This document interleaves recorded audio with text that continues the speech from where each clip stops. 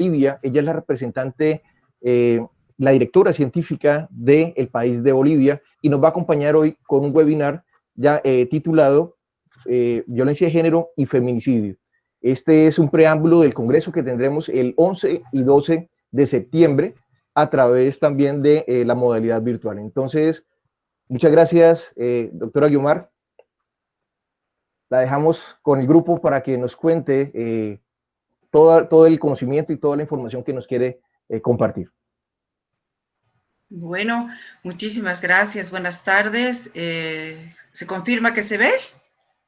Sí, sí, sí. Ok. Muchísimas gracias. Entonces, vamos a poner pantalla completa.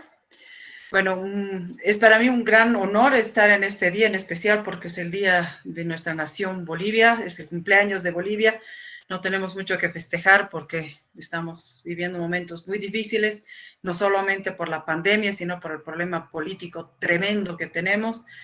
No sabemos qué es peor, si la pandemia o los problemas políticos, pero de todos modos es nuestro cumpleaños y deseo a Bolivia el mejor de los éxitos para salir adelante.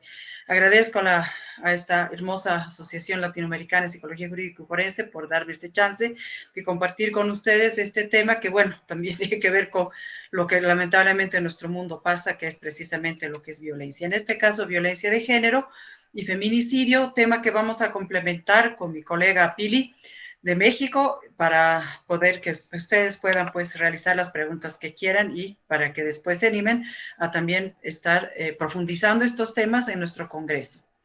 Bueno, entendamos pues, violencia de género a través de lo que una instancia universal, o sea, mundial nos dice, que es la ONU, y define violencia de género como una manifestación de las relaciones de poder históricamente desiguales entre hombres y mujeres, es decir, si bien de forma atávica hombres y mujeres hemos tenido diferentes roles, los hombres salían a cazar y las mujeres quedábamos en la cueva, el desarrollo de la humanidad ha hecho que estas diferencias biológicas pues vayan siendo diferentes y vayan siendo superadas, pero también nos vayan trayendo conflictos. Es por eso que hoy por hoy la violencia de género, que en realidad no es solamente en contra de la mujer, sino que es cuando cualquier género le hace daño a otro por el sentido digamos, del género al que uno pertenece, es un problema en realidad de salud pública. ¿Por qué? Porque involucra elementos de gran magnitud mundial, de una gravedad impresionante por el daño que genera y el impacto, como tercer elemento, de todos los servicios que de alguna manera los tenemos en nuestros países, ya sea Sudamérica, aquí en Bolivia tenemos muchas instancias que trabajan con ese tema.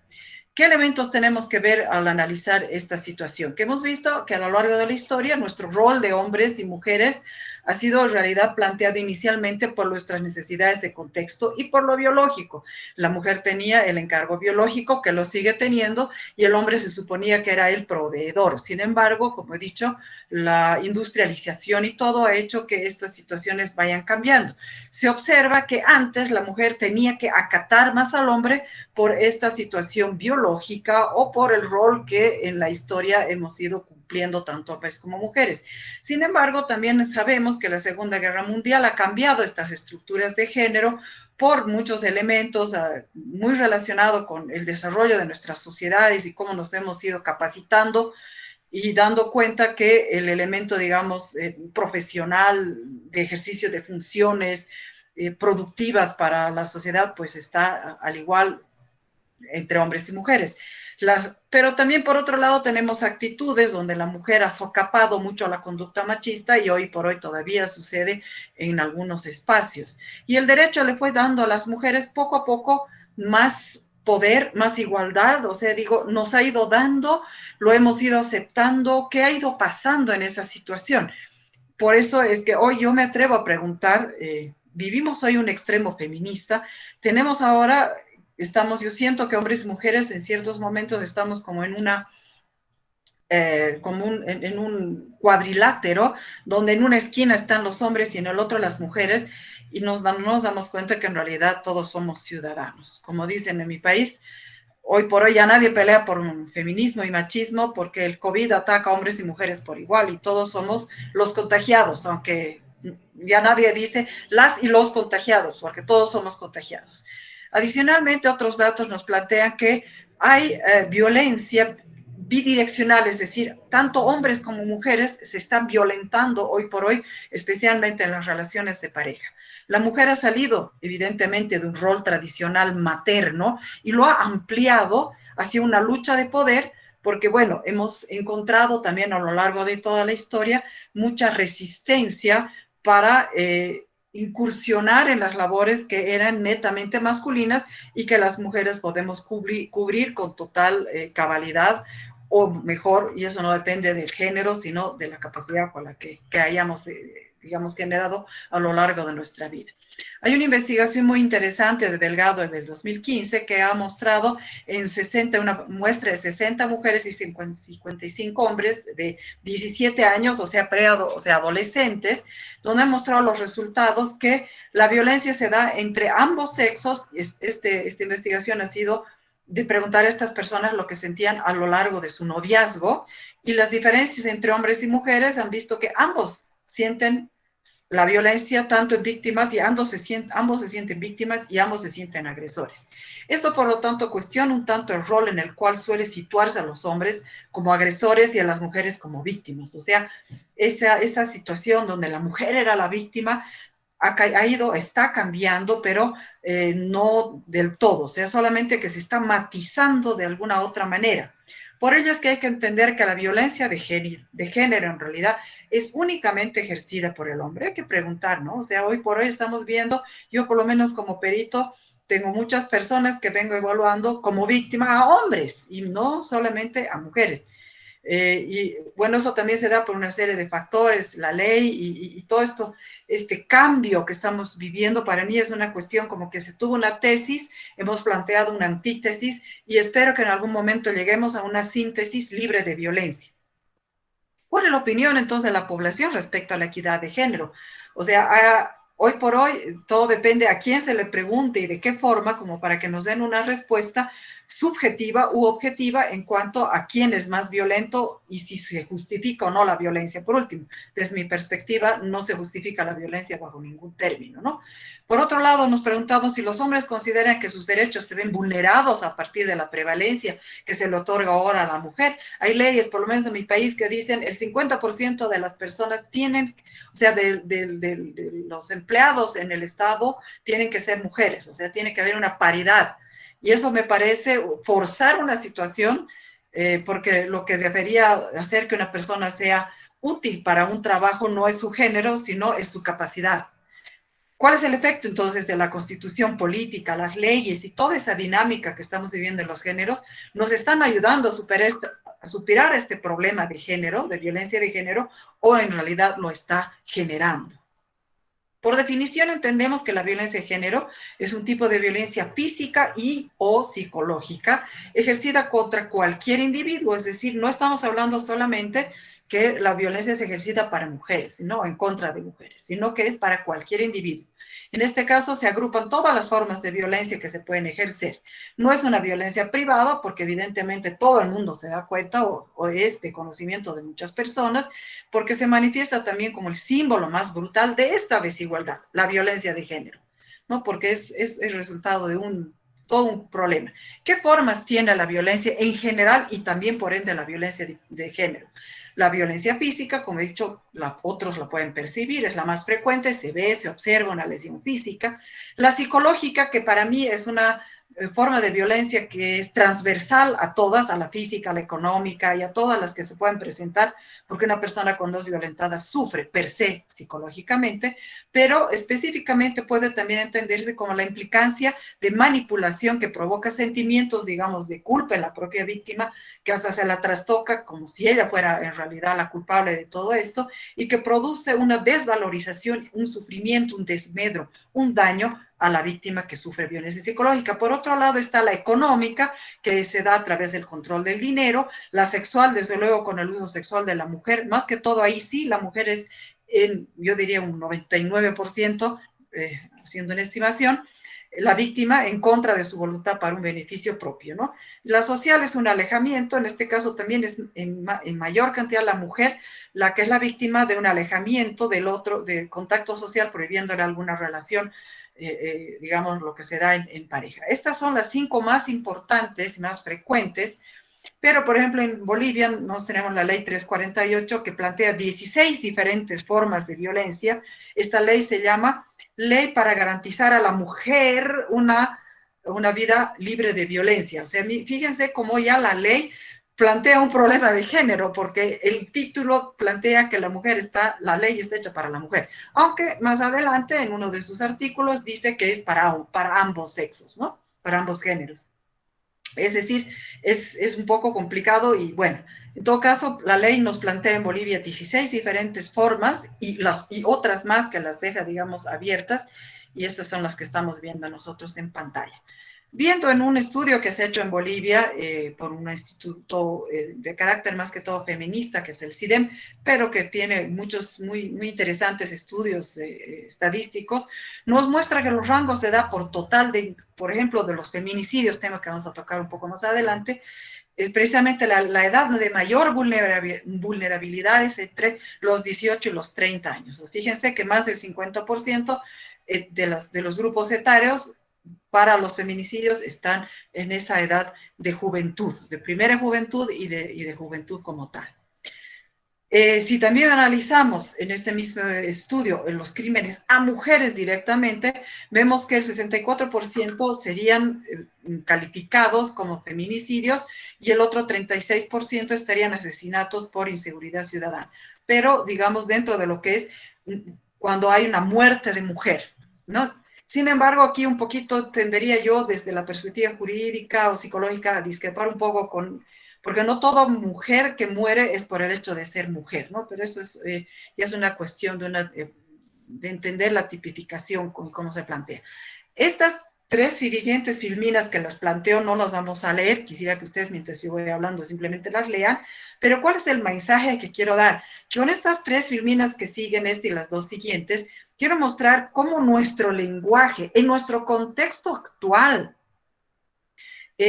realmente muestran a la mujer como una especie de, o sea, la mentalidad cómo va en contra de la mujer o cómo la está de alguna manera por debajeando o victimizando o de todos modos poniendo en una situación menos propicia o menos exitosa o de menos probabilidades, si le vamos a decir así. Son un poco atrevidas estas 3 filminas, pero imagínense si vamos justo a la palabra atrevida, si a un hombre le decimos atrevido es osado y valiente, si a una mujer le decimos atrevida es una insolente y una maleducada. Son tal vez exageraciones que hoy por hoy obviamente no son absolutas, pero que vemos que en nuestro lenguaje cotidiano están mezcladas muchas de estas situaciones. Ya, veamos el concepto Dios. Cuando hablamos de un Dios masculino, el Dios siempre ha sido masculino, creador del universo, cuya divinidad se transmitió a su hijo varón por línea paterna. En cambio, la diosa es un ser mitológico de culturas supersticiosas, obsoletas, olvidadas, o sea, siempre una situación de clase B. Y esto es digamos, como una muestra de cómo nuestras culturas tienden un poco la que es la situación hombre-mujer. Y de hecho quiero que quede absolutamente claro que yo, especialmente, yo no soy feminista. No soy feminista. Yo parto desde la academia y trato de ser lo más objetiva posible, pero este tipo de definiciones son muy interesantes de tomarlas en cuenta porque develan un poco el pensamiento de las personas y de nuestras culturas hoy por hoy, ¿no? Por lo menos de habla hispana. ¿Cómo se percibe la igualdad de género? Entonces, interesante ver que la percepción de que las desigualdades de género son grandes, en realidad están muy extendidas. Se plantea que el 72% de las mujeres y el 49% de los hombres son víctimas. O sea, estamos viendo que hoy por hoy ya no se plantea el 95% de las mujeres son víctimas y el 5% son solo hombres. No, está cambiando esa situación. Esta investigación es de España. Los hombres tienen una menor percepción de la desigualdad en todos los ámbitos analizados como percepción, ¿no? Pero sin embargo, esa percepción ya no es tan, digamos, tan brutal como era antes, ¿no? Pero sí existe todavía una percepción donde el hombre es más, digamos, tiene mayores ventajas dentro de la sociedad. Por ejemplo, en el área laboral, en lo que es remuneración, en lo que es promoción, en lo que es tolerancia hacia el maltrato a la mujer y también así, tanto como el maltrato físico y sexual contra la mujer, ¿no? Existe una percepción donde las mujeres son aún las más victimizadas en estas áreas. Continuando esta misma investigación, se mantienen estereotipos sobre víctimas y agresores que con mayor frecuencia entre los hombres y personas de mayor edad. O sea, los agresores son típicamente hombres o personas de tercera edad o mayor edad.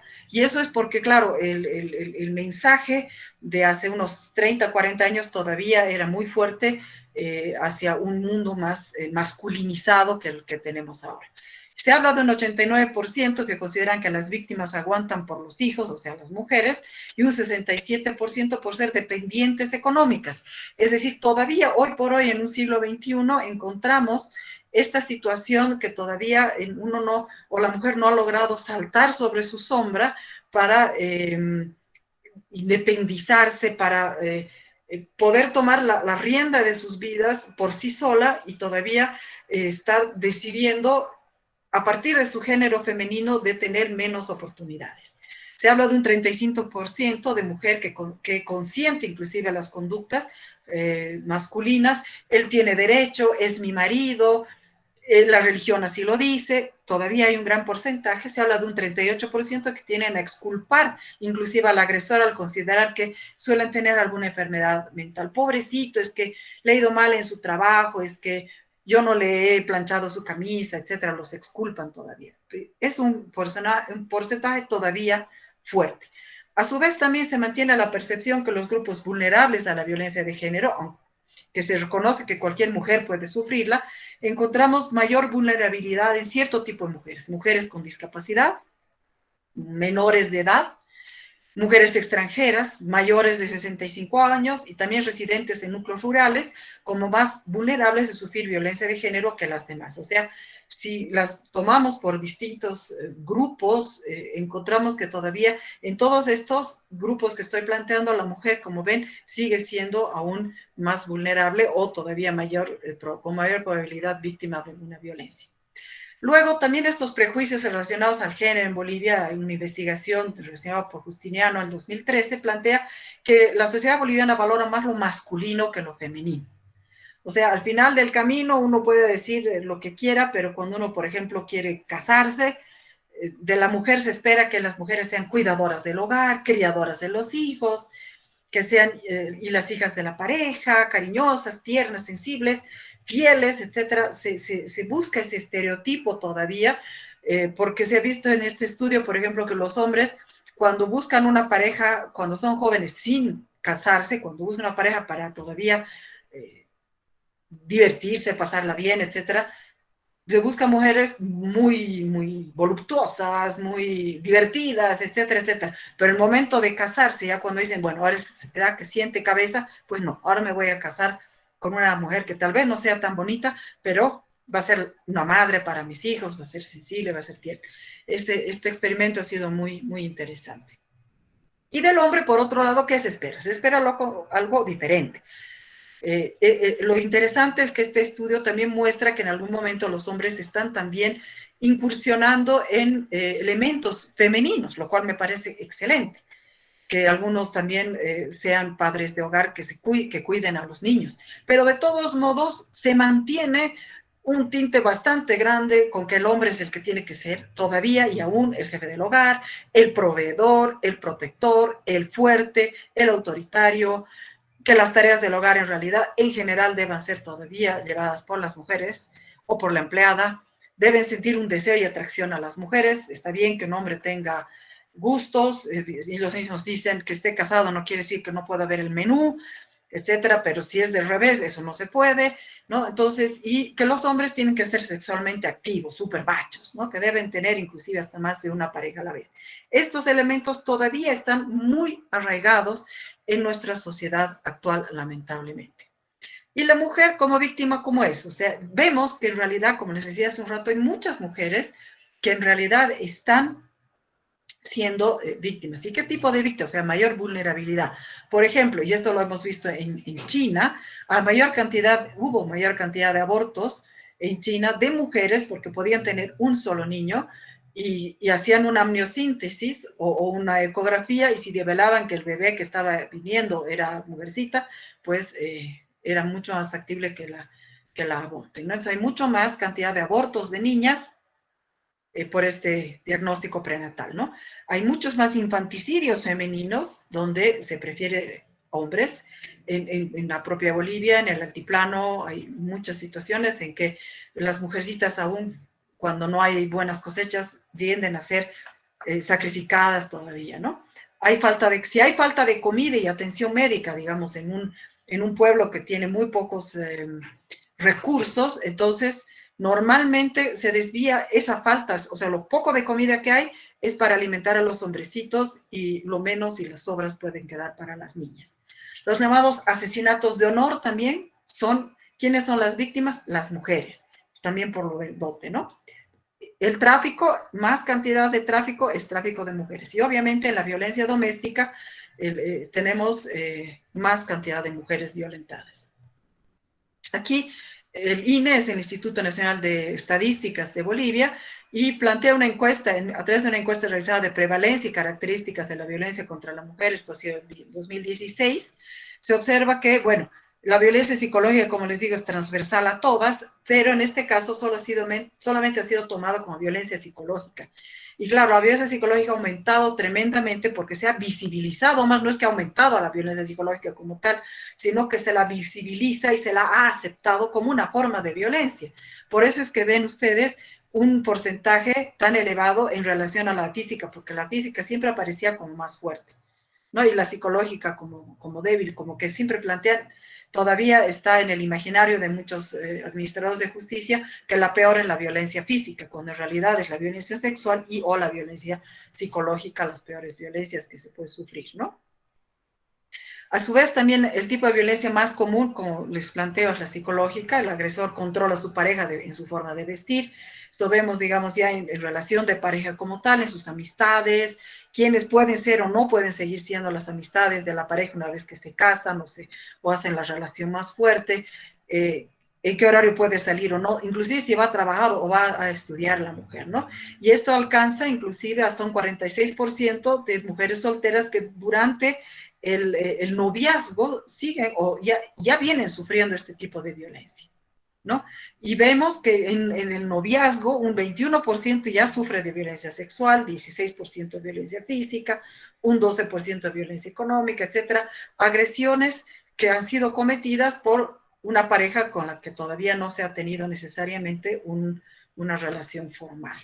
Algunos datos adicionales nos muestran que esto ya, digamos, en relación al mundo, nos muestra que Bolivia tiene la segunda tasa más alta de la región en violencia, que llega al 15%, son datos a lo largo de varios años hasta llegar al 2012, en que se muestra en rojo a Bolivia en total y a La Paz, digamos como la capital, donde es el departamento junto con Santa Cruz y Cochabamba, o sea, el eje troncal de La Paz es donde mayor cantidad de violencia así en pareja y donde la mujer es la víctima se ve. Pero otros datos interesantes también, esta investigación ha sido realizada por una, ya era profesional, pero estudió psicología, la licenciada Jimena Centella, dirigí su tesis, y muy interesante los datos que sacó ella, era, por ejemplo, qué conocimientos de derechos sobre la mujer, constitucionales, legales, sobre su vulnerabilidad y todo, o se veían que estaban vulnerados. Y se veía que un 56% de las mujeres no tienen conocimiento de sus derechos, o solamente parcialmente, o no en detalle, etcétera, ¿no? Es decir, o que sienten discriminación, o que viven desigualdad, etcétera. Como ven, este dato es de hace un año y medio, en realidad, un poquito más de un año y medio, y miren cómo está la mujer muy poco consciente todavía que está en una situación de vulnerabilidad o inclusive de desmedro en relación al sexo o al género masculino. No, o sea, cuando se les habla de los efectos de este desconocimiento de los derechos, ¿qué se observa? Que hay un 39% de impunidad en la mujer, o sea, es una víctima que no tiene acceso a un resarcimiento, a una superación del daño. Se habla de 17% de mujeres que en realidad se anulan como tal, que no saben a quién reclamar, pese a que Bolivia está plagada en teoría de instancias para poder, digamos, hacer denuncias. Seguimos en la ignorancia, o sea, que ni siquiera se han enterado, son un 5%, y inclusive se plantea que, bueno, sí, por último, si la mujer no se le acepta su denuncia, es menos trabajo para la policía. O sea, son varias las razones por las cuales se encuentra que hay un problema de violencia en contra de la mujer muy grande. Ya entrando a lo que es feminicidio, vemos que en realidad hay una cantidad muy grande de delitos contra la vida. Esto es una lista enorme, donde desde mi perspectiva, digamos, no todos los países tienen todos estos delitos contra la vida. Yo plantearía que en Bolivia hemos cambiado mucho la ley, la 348, ha aumentado el feminicidio, ya no hay solo asesinato, aunque asesinato también hablaba de la muerte del cónyuge, pero ahora se ha puesto feminicidio por el hecho de ser mujer, y se habla de luxoricidio. Yo pienso que debería hablarse de luxoricidio porque es el matar a su pareja, porque al final también hay hombres asesinados dentro de la relación de pareja, aunque son pocos, pero existen también, ¿no? Pero esto es simplemente como para ver una lista. ¿Qué nos cuestionamos en esto? ¿Será bueno diferenciar cada caso de forma individual en pos de una división universal? ¿Por qué me pregunto esto? Porque la ley, por un lado, dice que la ley es para todos y se aplica de forma igualitaria a todos. Eso desde el punto de vista de derechos humanos y digamos, absoluto, a la letra muerta del derecho, es lo correcto. La psicología, por su parte, sin embargo, plantea que todos somos diferentes. Entonces, se nos cuestiona un problema a nosotros como psicólogos, porque vemos que no todos los asesinatos son iguales, no todos los feminicidios son iguales, o sea, no hay un solo delincuente y un solo caso de delito que sea exactamente igual. Y por lo tanto, son que estas tipificaciones tienen que durar toda la vida, cuando la sociedad es altamente cambiante. ¿Qué rol juega la cultura y la sociedad? ¿Los debemos o no los debemos coanalizar estos elementos cuando se da un feminicidio o cuando se da un asesinato, cuando una mujer mata a un hombre porque ya no aguantó más, digamos, la violencia soportada por años, y en un momento de que la gota colmó el vaso, pues estalla contra él y lo mata? ¿Es esta mujer una asesina después de todo el contexto que ha tenido? Evidentemente ha matado a una persona y le ha quitado una vida, y eso no debió pasar. Pero merece lo mismo que si un hombre o lo hubiera matado simplemente por el gusto de hacerlo. No sé, ¿no? Pienso que no. Y bueno, y el estado emocional, la relación víctima-victimario es importante. Y por último, por eso lo pongo en negrilla, deberá haber una diferencia de género, deberá o no ser considerada no para, digamos, el tipo penal, sino para la pena, o sea, para el tipo de sanción, a la cantidad de sanción que se va a dar. Tenemos simplemente el caso del homicidio por emoción violenta, que en la ley 348 que he planteado para mi país, se lo ha sacado para el caso de los hombres. Los hombres ya no pueden acudir a este tipo penal. O sea, si un hombre la mata a su esposa o su pareja por emoción violenta, va directo a feminicidio. Si una mujer lo hace por emoción violenta, sí puede subirse a este tipo penal. Entonces, si la ley es igual para todos, o sea, yo pienso que no debería solucionarse o abordarse este tema por si es hombre o mujer, sino porque simplemente nadie tiene que matar a nadie, ¿no? Y listo, punto. No es si es hombre o es mujer. Es tan espantoso matar a un hombre como espantoso matar a una mujer. La vida no tiene un precio especial, la vida de nadie no vale más que otra. Entonces, ahí es que, por lo menos desde mi perspectiva, yo planteo ese tipo de cuestiones. Entendamos entonces por feminicidio, que en realidad es un neologismo creado a través de la traducción del vocablo inglés femicide, y que se refiere al asesinato de mujeres por razones de género. Pero a veces, o sea, femicidio es homicidio, pero la versión femenina.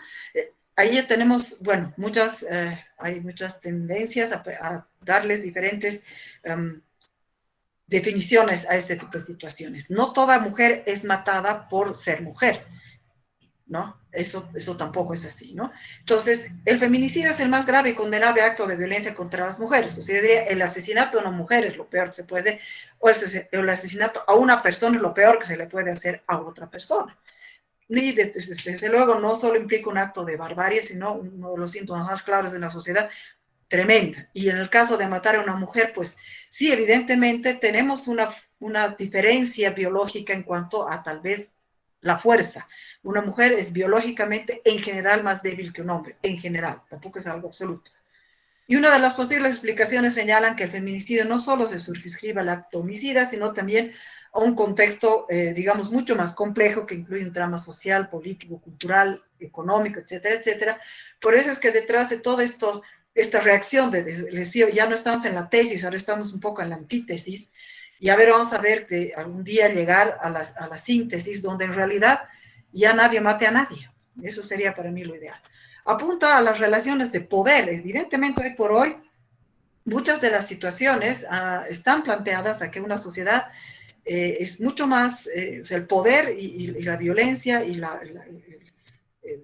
se ejerce en contra de mujeres. Hay una sociedad masculinizada donde se valoran mucho más factores masculinos que femeninos, y esta estructura, inclusive vemos las propagandas, que yo personalmente no estoy de acuerdo en propagandas donde se exhibe una mujer o inclusive nuestras presentadoras de televisión tienen que ser unos bombones impresionantes, pero los hombres pueden ser unos feos y nadie dice nada, pero o sea, uno tiene que ver las noticias, porque la noticia es interesante, no porque la chica que presenta es 90, 60, 90 y tiene una minifalda que hace ver la noticia. O sea, no me parece esa actitud, digamos, tampoco de la propia mujer, ¿no? Mientras que el hombre siempre es tradicional, su terno, su corbata y punto, ¿no? No hay una exacerbación de los atributos masculinos para un presentador de televisión, lo que sí para una mujer. Entonces tenemos que ver, en realidad, antes de criticar cómo nuestras sociedades trabajan con este tema y cómo manejamos nosotros la forma de ser mujeres o la forma de ser hombres y cómo nos presentamos, ¿no? Desde luego que vemos que en esto de la presentación se observa la afirmación de la virilidad, el poder. En mi país hay un dicho muy interesante que dice: el que monta manda, especialmente en el oriente de mi país, muy rudo, muy tosco, muy grotesco el dicho, pero es un dicho, ¿no? El que monta manda. Y eso es un dicho que se dice en una relación de pareja, ¿no? Los actos de matar, entonces violar, torturar, el deseo de dominar, explotar, oprimir, normalmente se vincula hacia, digamos, una situación de hombre en contra de la mujer, ¿no? Entonces, es un tema muy complicado que hoy todavía lo tenemos presente, ¿no? En el feminicidio las mujeres tienen desde luego mayor riesgo de morir que los hombres, como he dicho, en abortos, de fetos, etcétera, que hemos visto asesinatos de honor, tráfico de mujeres, etcétera, ¿no? Entonces los delitos contra la vida debieran ser diferenciados por ser multicausales. Yo siempre, más que dar a veces contenidos, me gusta dar mucho preguntas, cuestionamientos. Y si después de mi conferencia o de mi charla la gente reniega porque no está de acuerdo, entonces es porque está pensando, es porque le he tocado fibra y es porque hay que seguir investigando. Y es lo que quiero generar. ¿Por qué? Porque tenemos que tomar en consideración la personalidad de cada uno, la situación se ha dado en ese problema de género, las hormonas, el ambiente social, la salud mental y muchos otros elementos más que son igual o tan importantes en ese delito en especial, en este caso, en algún delito de violencia de género. ¿Qué motivos pueden haber para feminicidios? Motivos entre comillas, porque para mí nada es un motivo que justifique el matar a nadie, menos, digamos, o tampoco a una mujer. Infidelidad. Ah, no. Es que el otro día estaba en una cuestión de defensor del pueblo, hicieron un análisis de un caso y era un asesino que había matado a su esposa y él mismo decía: y yo no debería haber recibido 30 años sin derecho a indulto porque he matado a mi esposa. Ella me ha sido infiel. Eso es emoción violenta. ¿Qué derecho tenía ella de ponerme, de estar con otro hombre? O sea, y lo ha dicho ante cámara, pero con el desparpajo más grande del mundo: infidelidad. En algunos casos por embarazo. no quiero tener más hijos. Tenía un caso así terrible. El tipo no quería tener más hijos y el matrimonio andaba muy mal y la muchacha se embarazó creyendo que el embarazo iba a comprometerlo más a él con ella y le generó que la mate. Negativa a abortar, o sea, cuando hay un aborto, un embarazo no deseado y la mujer se niega a abortar, entonces bebé y ella mueren. Negativa a continuar con la relación. Si no eres mía, no eres de nadie. Negativa a tener relaciones sexuales. Venganza por no cumplir la asistencia familiar. Móviles políticos, celos, discusión. Es decir, como ven, detrás de todo esto hay un poder por encima, digamos, o sea, que yo tengo que tener el poder y se me está escapando ese poder. Y cuando se me escapa ese poder, entonces yo mato a mi pareja. Esos son, digamos, en general, si lo podríamos reducir a una frase, toda esta situación. Entonces, ahí tenemos muchos tipos de feminicidios.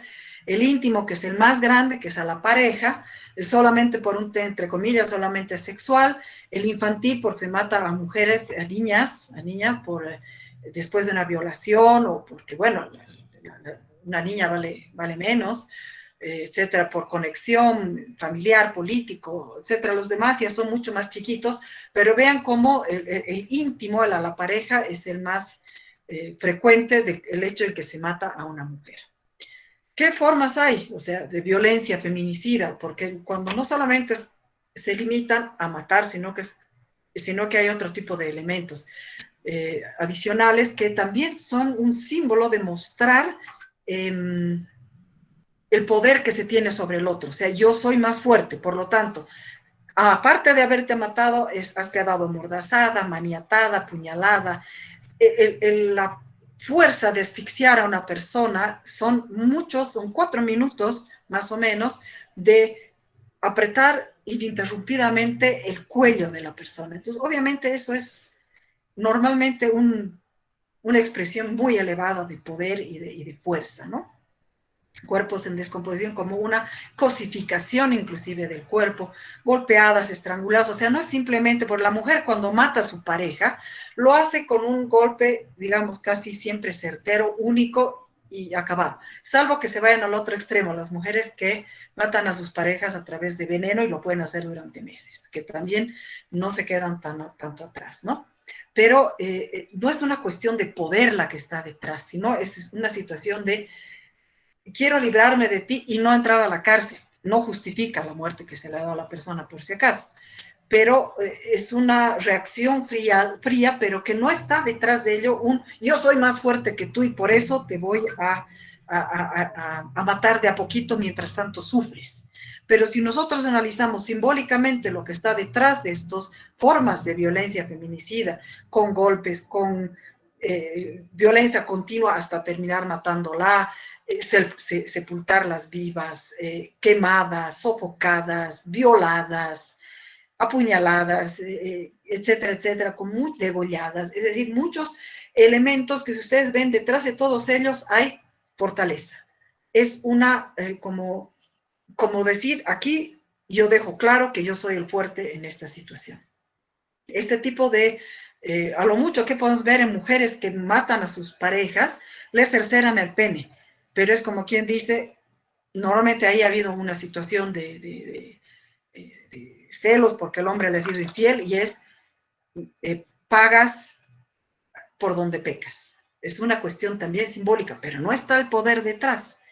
Puede ser una venganza, pero no por poder, sino por un haberte sentido humillada durante mucho tiempo y de repente, bueno, termina matando a la mujer. O sea, en ese sentido sí hay muchas diferencias entre por qué un hombre mata a una mujer y por qué una mujer mata a un hombre en relación de pareja. ¿No? O sea, vemos en cantidades, por ejemplo, violadas y apuñaladas el 11%, violadas y estranguladas 33%, o sea, inclusive en la violación, no solamente, entre comillas, solamente es violación, sino que hay otro tipo de lesiones adicionales que son tremendas. Apuñalamiento, estrangulación, golpes, asfixias, etcétera, etcétera. Y donde los más graves son golpes y estrangulaciones, ¿no? O sea, dos señales de poder. Ok, entonces por el momento quedaremos en esta mini conclusión, que luchemos juntos en contra de la violencia Y bueno, muchas gracias por su atención. Quedó ahí mi correo electrónico y el correo de la Asociación Latinoamericana de Psicología Jurídica y Forense para que podamos seguir luchando todos en este mismo camino que es el de la justicia. Muchas gracias.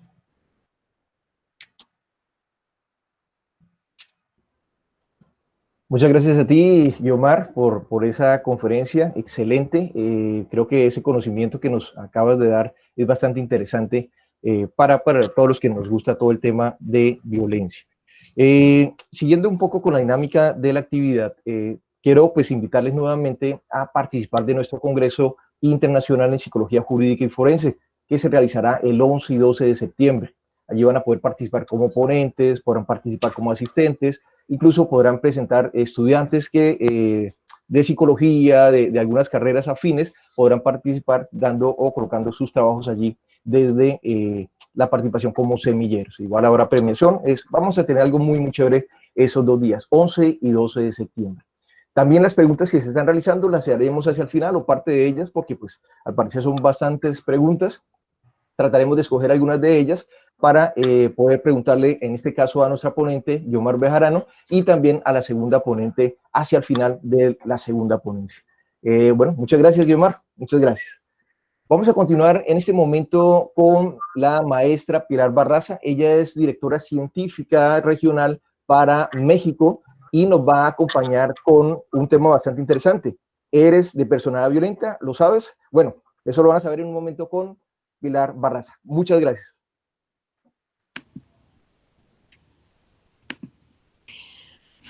Hola, ¿qué tal? Pues soy la maestra Pilar Barraza. Les voy a compartir la pantalla ahorita. Nada más quiero que me confirmen si se ve. Sí, sí se ve. Perfecto. Ok. Muy bien, yo soy directora del Centro de Investigación Psicológica y Salud Integral acá en México y, como lo mencionaron, también directora científica regional de la Asociación Latinoamericana de Psicología Jurídica y Forense en México. Hablar de personalidad violenta, yo creo que lo primero, lo que nos tiene que interesar es en el primer paso, pues es hablar primero de agresividad, ¿ok? Entonces vamos a hablar primero de agresividad y definir qué es la agresividad. Sabemos, la mayoría, somos psicólogos, por lo que pude estar viendo en todos los participantes, que la agresividad es un instinto natural que el hombre lleva consigo desde su nacimiento y que esto es compartido con animales. Los animales también tienen agresividad. Es un instinto el que tenemos todos, ¿sí?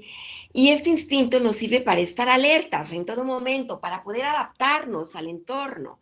Y todos entonces, por lo tanto, somos agresivos. Y esta agresividad entonces es biológica, es instintiva y está regulada por reacciones neuroquímicas, ¿ok? Entonces, por principio de cuentas, todos, hombres, mujeres, niños, somos agresivos, ¿ok? Gracias a la cultura, pues cada uno vamos modelando y modulando ese instinto agresivo y lo vamos convirtiendo en un instinto social. Entonces, nuestras respuestas hacia los estímulos se van modificando, se van modulando, ¿ok? Y entonces, si eso es la agresividad, ¿qué viene a ser la violencia? ¿Ok? Ya Guiomar nos habló de esas conductas violentas y démosle contexto, sustento teórico a esto de lo que Guiomar nos está hablando. La violencia no es un comportamiento natural del ser humano, no.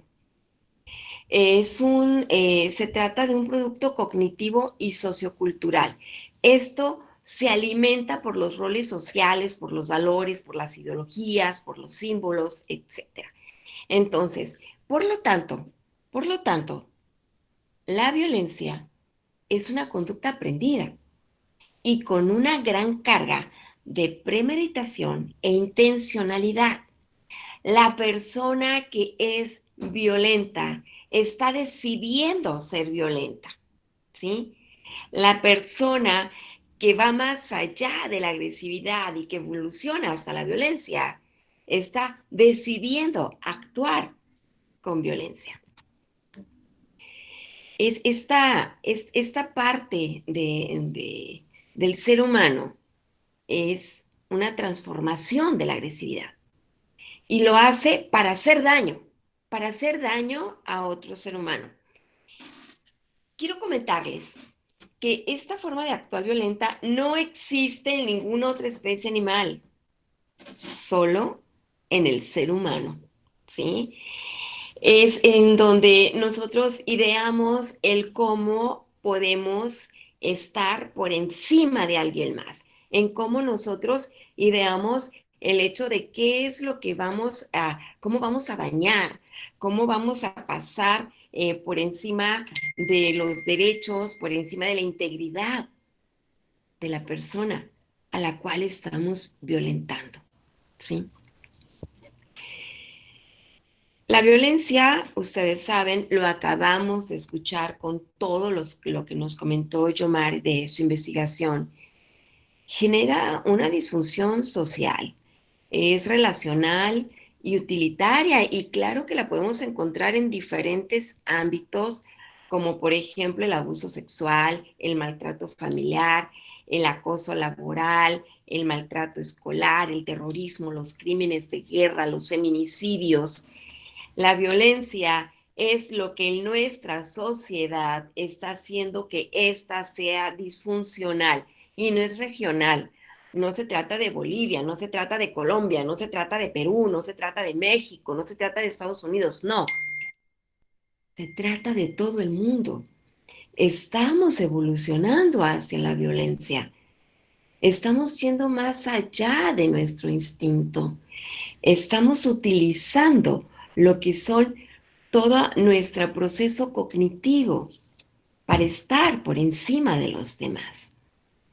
Esto es algo en lo cual tenemos que reflexionar mucho en el tipo de educación que estamos dando, en cómo nos relacionamos, en cómo transgredimos los límites de muchas maneras, porque aquí estoy poniendo solo algunas formas de violencia. Sin embargo, déjenme decirles que hay muchísimas maneras de ser violentos. Por ejemplo, cuando se tiene un cargo público, usar el cargo público para abusar del poder que se tiene en ese momento. Y de hecho, ni siquiera un cargo público, no sé, así como ser un funcionario directo de gobernadores o presidentes, ¿no? En cuanto nosotros tenemos, los seres humanos, una posición de poder, decidimos, así como lo voy a ejercer, y lo voy a ejercer por encima de los demás. Eso, queridos compañeros, es violencia. ¿Por qué? Porque el objetivo principal de todo acto de violencia es lograr el control de la otra persona, ¿sí? Es estar por encima de la otra persona. Y aquí es donde podemos enlazar lo que Yomar nos estaba comentando. Para entender la violencia doméstica hay que entender la manera en que circula el poder en la relación del hombre y la mujer. Y a veces esto no es tan sencillo, ¿ok? Esa lucha de poderes en el momento de estar entre parejas, ¿sí? ¿Quién es el que está por encima del otro? ¿Quién es el que tiene el poder? ¿Quién es el que tiene el esclavo, la esclava? ¿Sí? Cuando nosotros nos ponemos a analizar esta lucha de poderes en las relaciones de pareja, podemos entender cómo se empieza a dar la violencia, ya sea la violencia física o la violencia psicológica. ¿Por qué? Porque es definitivo que sí, el varón suele usar más la violencia física y la mujer la violencia psicológica. ¿sí? Y claro, claro que el poder no es malo. No, no, no, en absoluto. Organiza las relaciones y también nos permite coexistir de una forma organizada. Toda sociedad requiere de organización y cada organización requiere de un poder, ¿ok?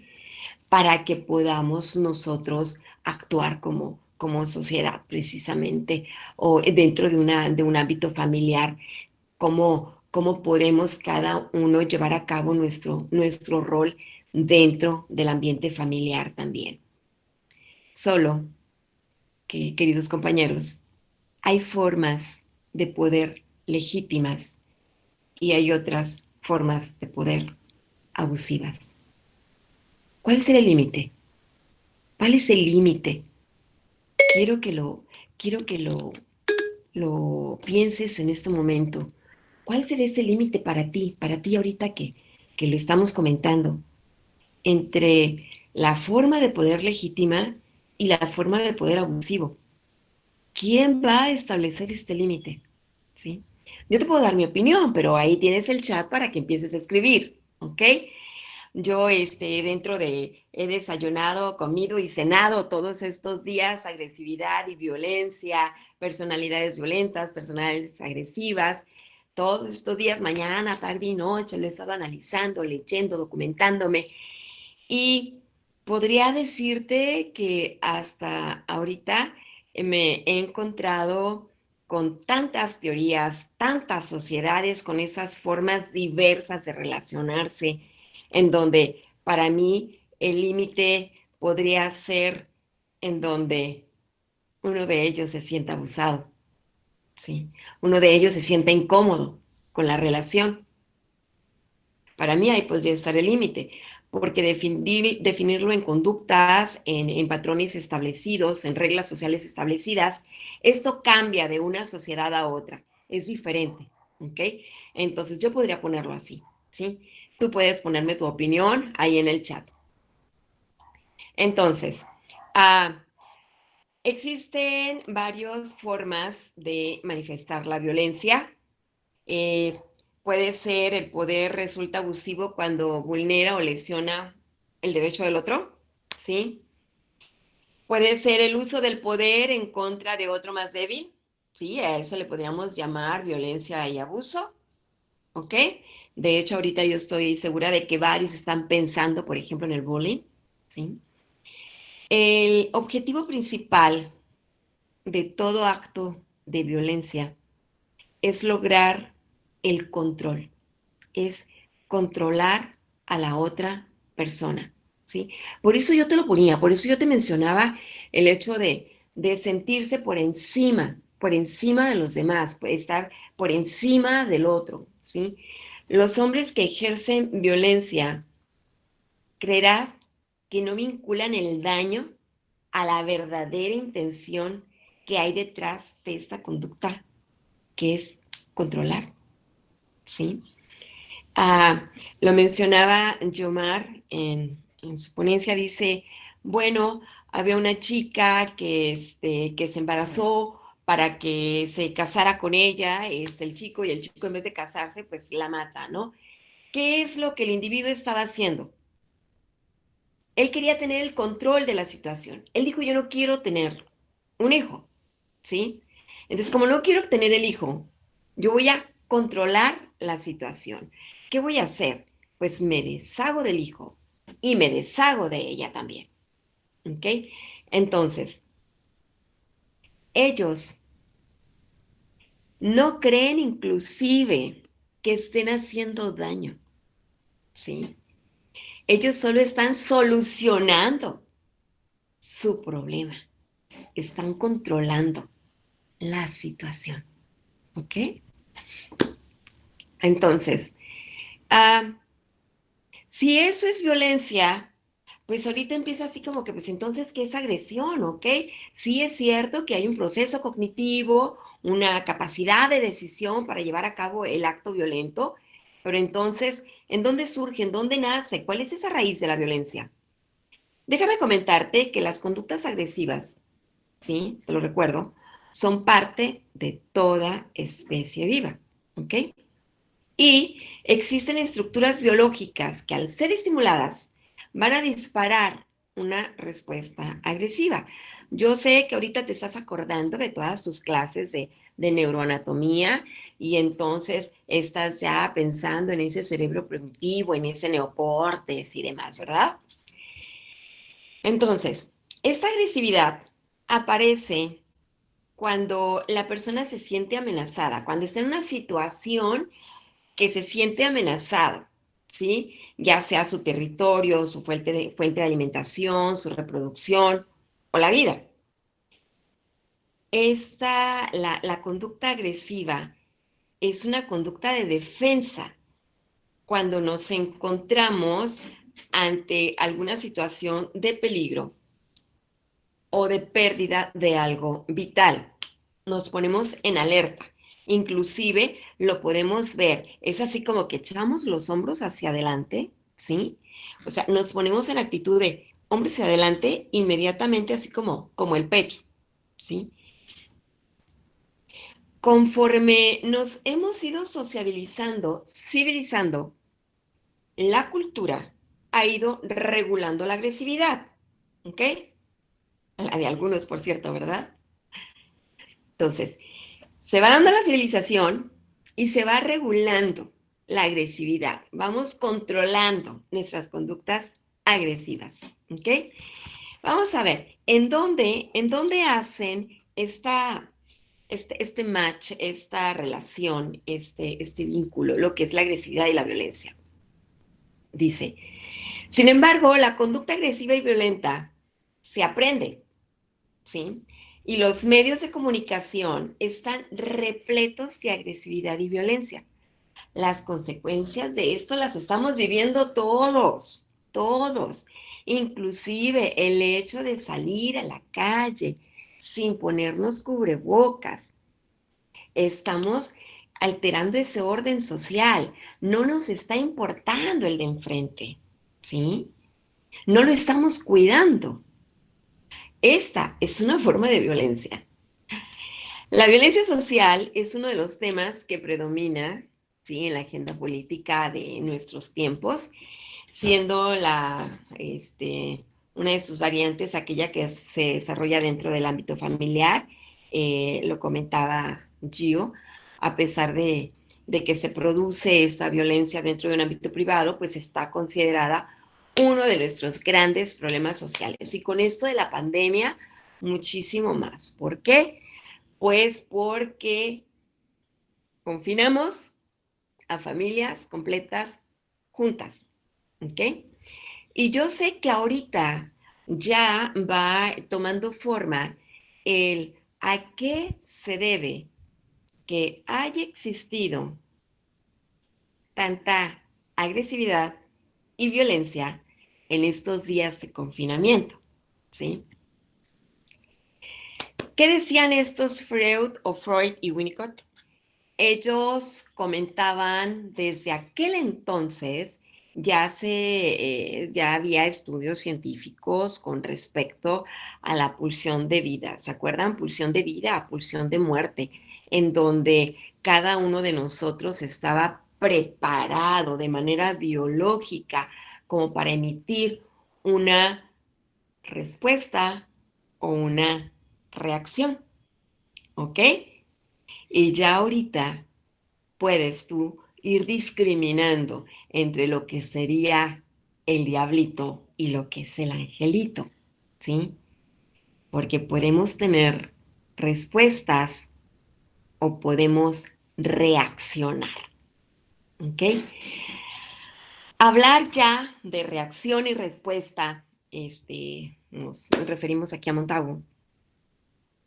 Te puedo preguntar yo a ti, ahorita en este momento, a cada uno de ustedes, ¿tú reaccionas o emites respuesta?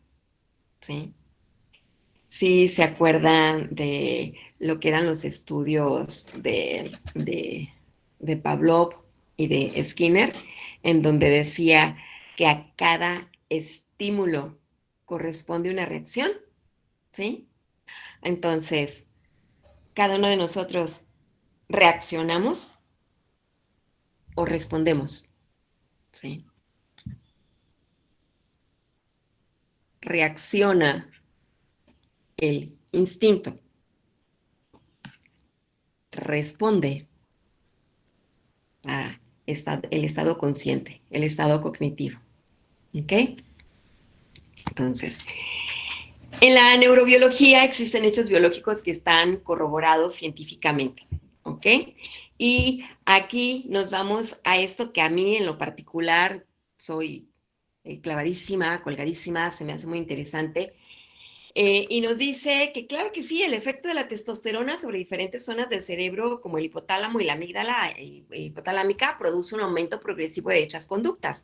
Por eso está tan relacionada lo que es la agresividad con el varón, ¿ok?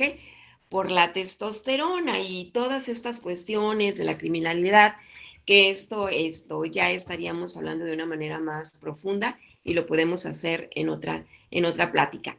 Pero te comento que dentro de la neurobiología de la agresión y la violencia es de mucho interés por eso para la psicología jurídica. ¿Por qué? Pues porque buena parte de la conducta delictiva tiene componentes violentos, ¿ok? Entonces, sí, los que somos peritos, yo soy perito federal acá en mi país y también perito estatal. Y definitivamente esto de la neurobiología de la agresión y de las conductas agresivas y conductas violentas, pues obviamente le he dedicado mucho tiempo. Existen tipos de agresión, ¿ok? Es la agresión impulsiva y la agresión instrumental. O podría decirte agresión impulsiva contra agresión instrumental. ¿Ok?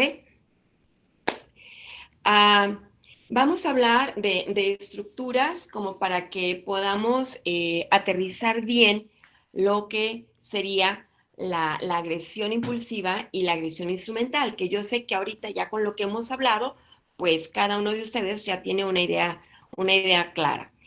Las estructuras subcorticales, como es el hipotálamo y el tronco del encéfalo, es aquí donde se genera la conducta agresiva, ¿ok? Aquí se procesa el estímulo emocional, ¿sí? Es por eso que en vez de decir te quiero con todo mi corazón, te puedo decir que te quiero con todo mi hipotálamo o con toda mi amígdala hipotalámica, ¿ok? Porque ahí es donde tenemos los estímulos emocionales, ahí es donde sentimos el amor, el odio y demás, ¿sale? Entonces, desde ahora te quiero con toda mi amígdala hipotalámica, ¿va? Las estructuras corticales, como la corteza prefrontal, que comprende corteza orbitofrontal, corteza prefrontal y ventromedial y la corteza cingulada anterior. Estas, cuando hay una conducta agresiva sin control, sabemos que está hipofuncionando, ¿ok? Cuando la persona ya genera violencia, está la afectación en lo que es esta parte, que es la región prefrontal.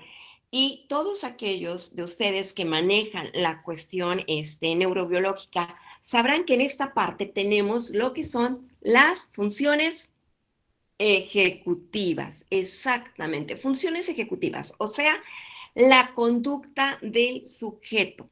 Cuando nosotros accionamos, cuando nosotros ejecutamos algo, ¿sí? Cuando lo llevamos a cabo. Por lo tanto, entonces, es lógico pensar que una persona que tenga una conducta violenta puede tener una hipofunción de lo que sería la corteza prefrontal. Eso se lo paso para las personas que evalúan y todos los que son peritos. Es una parte muy interesante en donde inclusive hay una prueba específica para ver esta parte, ¿eh? Luego se las paso. Y pues obviamente el neurotransmisor de la serotonina en la manifestación del comportamiento agresivo. Entonces estas son las estructuras que van a, digamos, participar en lo que es la conducta agresiva que puede resultar en una conducta violenta de una persona. Y entonces vamos, agresividad contra violencia, ¿va? Quedamos en que agresividad es una conducta normal, fisiológica, que ayuda a la supervivencia del individuo y obviamente a nuestra especie. Eso lo dijo Archer desde 1909. Y el término violencia lo vamos a aplicar a formas de agresión en las que el valor adaptativo se ha perdido, ¿ok? Que pueden reflejar una disfunción en los mecanismos neurales relacionados con la expresión y el control de la conducta agresiva, en tanto que su objetivo es el daño extremo, inclusive llegando a provocar la muerte de la persona misma, ¿ok? Entonces, aquí esta parte es fundamental. Forma de agresión en que el valor adaptativo se ha perdido. Cuando nosotros no nos adaptamos al medio ambiente, a las circunstancias, queremos controlar las circunstancias. Nuestra falta de tolerancia a la frustración podría ser un indicio de violencia en la conducta de cada uno de nosotros. Por ejemplo, aquellos que son o que somos muy desesperados, aquellos que queremos que las cosas se hagan así como que es a mi modo y no voy a permitir que el otro lo haga a su modo. Tiene que ser a como yo digo. Aquellos que queremos poner nuestra idea por encima de la idea de los demás, o que suponemos que por tener un cargo, una posición, un puesto somos más. Creo que entonces podemos decir que eso está más relacionado a la violencia. ¿Ok? Y como te puedes ir dando cuenta ya ahorita, la agresión y la violencia no son dos categorías separadas, no, al contrario.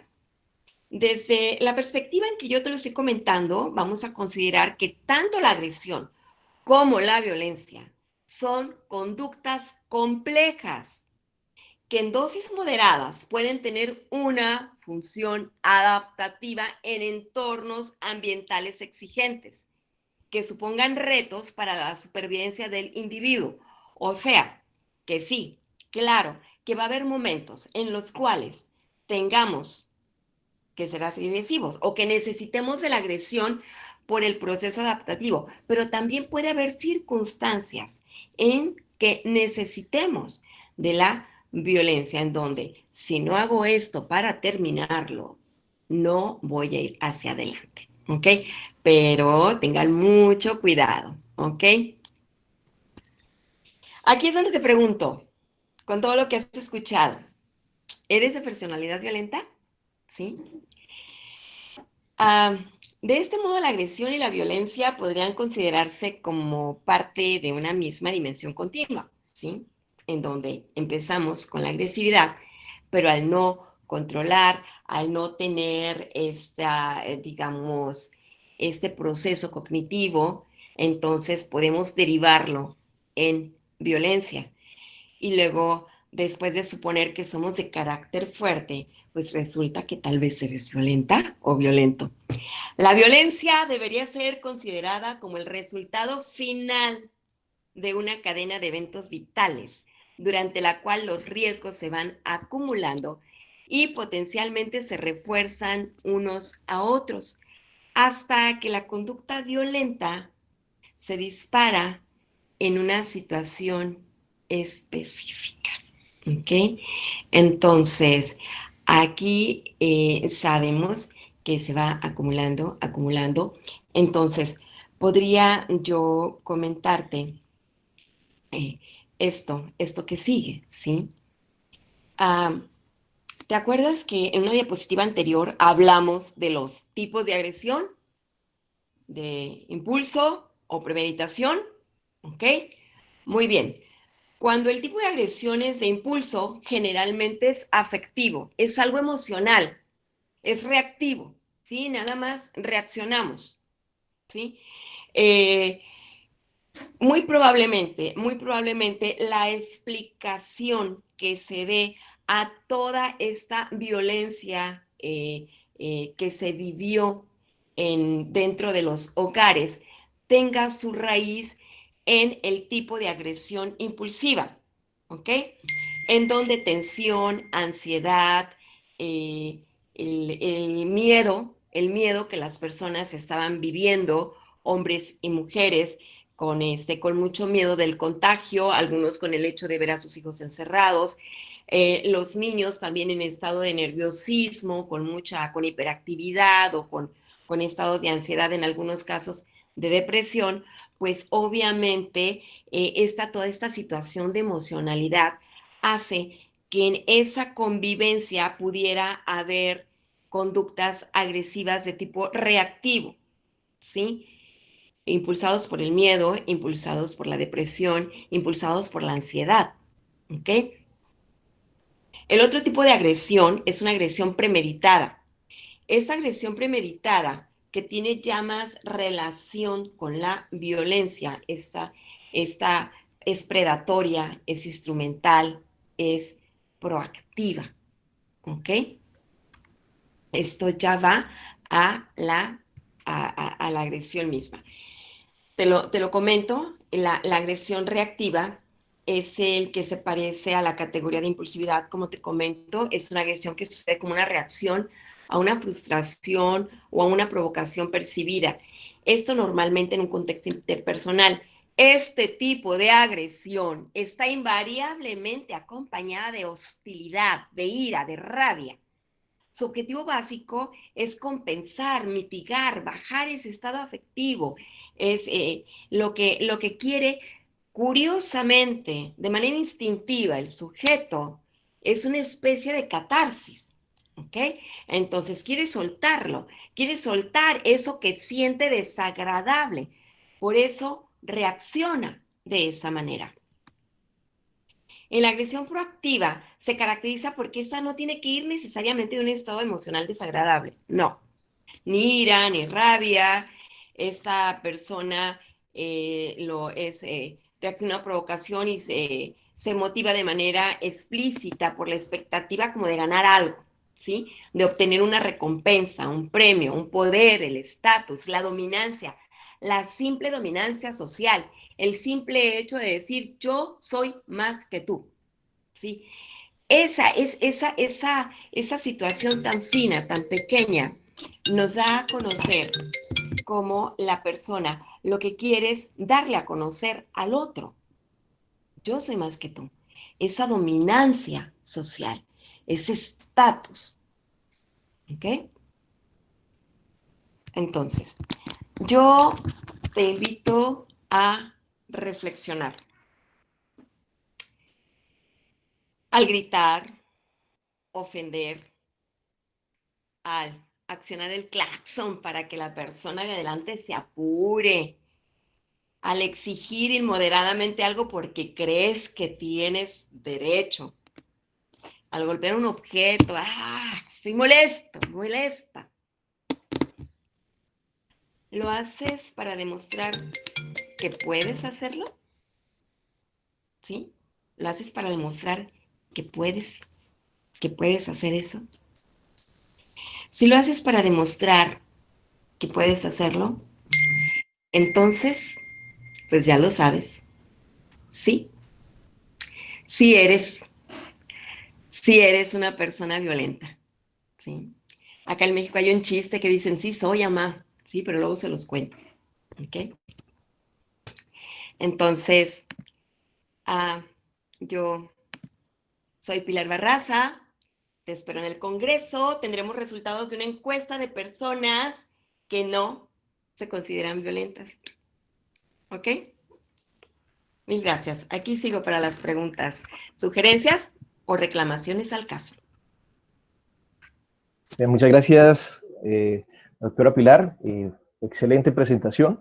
Vamos a pasar ahora a las preguntas, debido a que extendimos nuestro tiempo para las ponencias, para escuchar un poco más de lo que nos querían contar, pues no tenemos tanto tiempo para preguntas, y del chat pues hemos seleccionado las preguntas que se realizaron.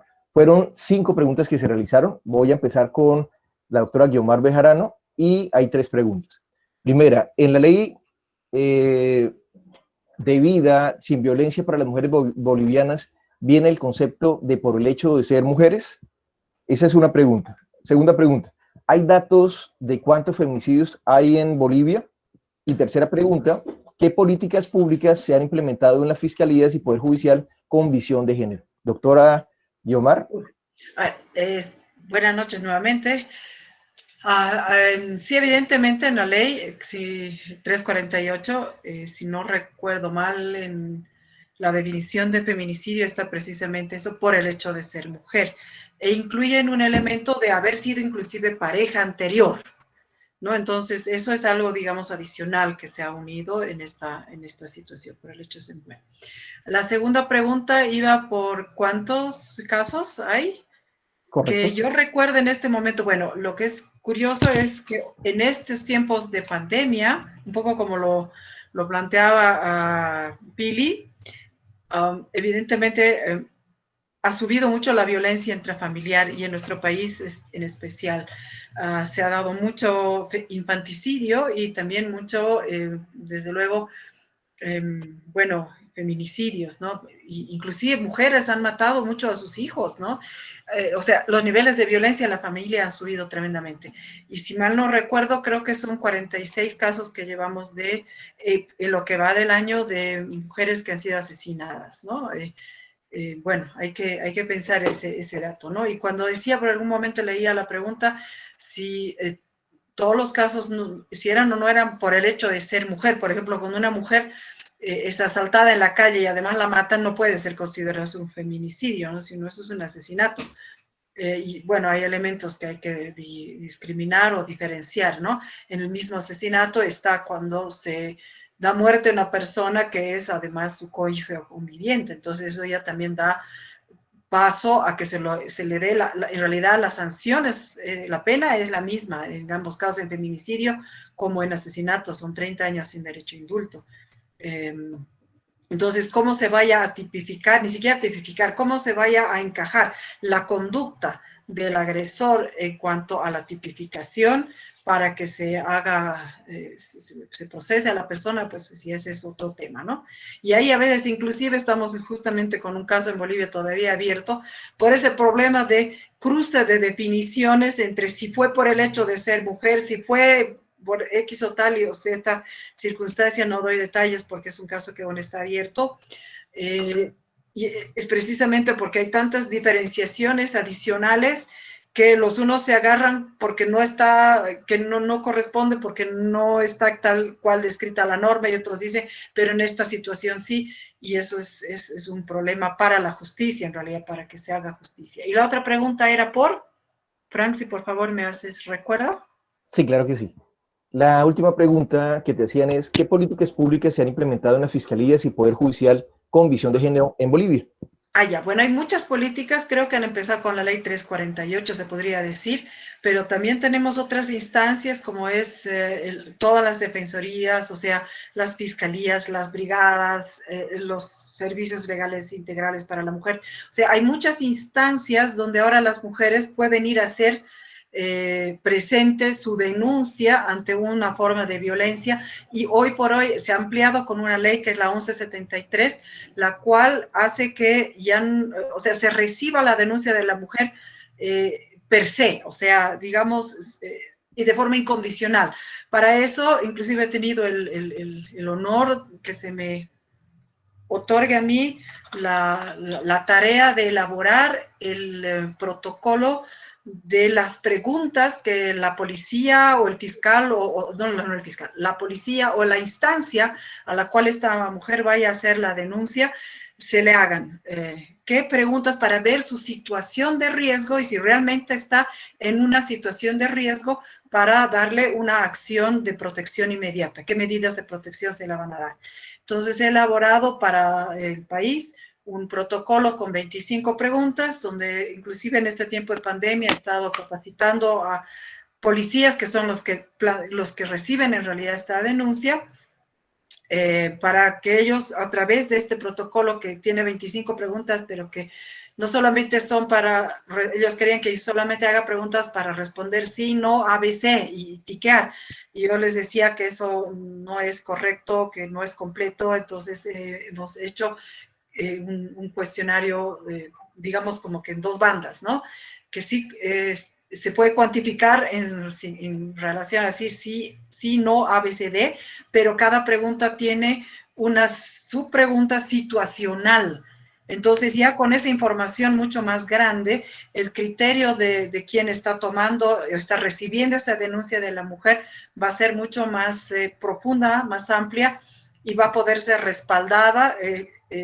Bueno, cuantitativamente es un decir, porque lo que sí he hecho es marcar qué preguntas per se ameritan ya una situación de riesgo para tomar medidas inmediatas para protección de la mujer y o de sus hijos.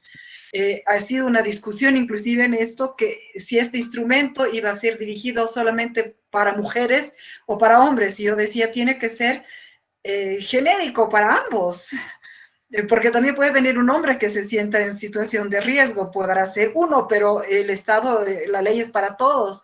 Y ha sido una pelea tremenda con el fiscal general, con las instancias de la fiscalía y con todos los que he tenido que enfrentarme en La Paz y en Sucre, porque en Sucre está nuestra sede más grande de justicia. Y al final ha salido en versión solo femenina, pero dicen que si los hombres van a presentar denuncia, también les van a aplicar el mismo cuestionario cambiando. No sé, al final es un cliché esta situación y bueno, en todo caso sí tenemos muchas instancias en teoría que están protegiendo a la situación de violencia en la familia. Y realmente mucha accesibilidad de las personas a estas instancias. El problema es la retardación de justicia y la cantidad de cuellos de botella que se van dando a lo largo de ese proceso, porque estadísticas muestran que no llega casi ni al 1% una denuncia a una resolución. La mayoría de las denuncias terminan en abandono de querella y ni siquiera es que la justicia, la fiscalía sigue investigando de oficio, ¿no? Hay mucho abandono porque es mucho trabajo mover al aparato judicial, y es mucho desgaste emocional y económico para las personas, y también hay mucho arrepentimiento de las mujeres, y aunque nuestro país no permite o sea, que se retire la denuncia, no se permite por única vez y a petición de la víctima, pero es una petición muy de resignación y donde no hay un psicólogo a veces atrás, que no solamente se trata de decir, ay, ya me arrepentí, levanto la denuncia y firmo, sino que tiene que haber un seguimiento para toda esta situación. O sea, nos faltan todavía muchas cosas para que la ley no se cumpla. La ley no está mal, pero lo que está mal son los siguientes pasos. Muchas gracias, doctora Guiomar. Excelente sus respuestas. Creo que, bueno, allí finalizamos con la temática que veníamos discutiendo con la doctora Guiomar y vamos a hacer las preguntas a la doctora Pilar Barraza de México, y las preguntas son las siguientes.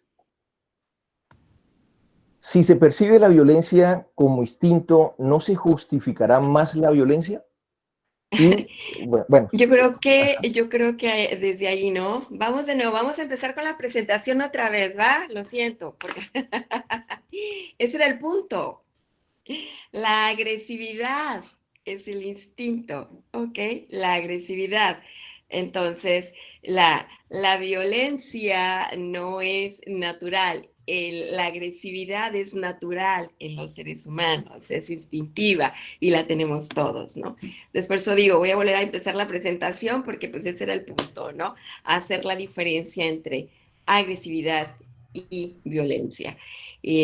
La violencia es, digamos que la agresividad sin control, ¿ok? La persona que no tiene esa tolerancia a la frustración, que no puede controlar su instinto, vaya, ¿sí? Entonces, si no, no es natural, la violencia no es natural. Pero excelente. No se preocupen, lo vamos a retomar en el Congreso, todos, ¿vale? Muchas gracias, doctora. Siguiente pregunta. ¿El término violencia de mujer a mujer sería correcto? O por otro lado, bueno, sí, esa es la primera pregunta, o sea, es una pregunta, dos preguntas en una. ¿El término violencia de mujer a mujer sería correcto? Y por otro lado, quisiera saber, dice la participante, ¿por qué de alguna manera se normaliza tanto el hecho de que exista violencia de una mujer hacia otra mujer? Ajá. Muy bien, yo creo que la violencia no es, como bien lo decía Yomar también, no es justificada en ningún término cuando se trata de dañar por gusto, ¿ok? Eh, es probable que si una mujer tiene alguna situación afectiva, reaccione. ¿Se acuerdan? Que era lo de reaccionar o emitir una respuesta, ¿ok? Cuando reaccionamos de manera agresiva por alguna situación, un estímulo emocional, eh, pues puede ser natural. Hay cosas que nos molestan en el mundo de manera natural, hay cosas que nos frustran de manera natural, pero si reaccionamos en contra del otro, a golpes o a dañarlos o a vengarnos, lamentada venganza, compañeros, es una forma de violencia, ¿ok? Entonces, no es positivo ni de mujer a mujer, ni de mujer a hombre, ni de hombre a mujer. La violencia, creo que el gran problema que tiene nuestra sociedad es que hemos normalizado la violencia. O sea, es tan común y de lo común es lo que hacemos nosotros normal. Lo vemos tanto y en tantas. Lo vemos en las canciones, lo vemos en las películas, lo vemos en los videojuegos. Entonces, se nos hace normal ser violentos y nos estamos adaptando a ser violentos. Nos estamos adaptando a que querramos estar unos por encima de los otros, a que nos querramos aprovechar de los demás. Entonces, se ha normalizado. Por ejemplo, yo escuché, dice, yo es que yo estoy en contra de algunos comerciales y demás. Se les hace natural a todo mundo, ¿sí? Se les hace natural violentar algunas circunstancias en donde no debería ser, pero vemos a los padres comprando el videojuego al niño porque está de moda, cuando sabe que se está condicionando a una conducta violenta, ¿sí? Entonces, desgraciadamente, hemos normalizado, querido Frank, la violencia. Y mi objetivo es lograr diferenciar estas conductas agresivas de lo que son realmente las conductas violentas. ¿Ok? Así, Muchas no sé, gracias. Me- Como me fueron tres apasiono, me preguntas, apasiono. no, bien, bien, como fueron tres preguntas que hicimos a la doctora Guiomar, pues nos faltaría una pregunta para la doctora Pilar. Y aquí acaba de llegar. Dice, ¿la violencia tiene alguna relación con la peligrosidad? Y con esa finalizamos, doctora. Sí, claro que sí, Roberto Carlos Camino, por supuesto que la violencia tiene relación con la peligrosidad. De hecho, la que es realmente peligrosa es la violencia.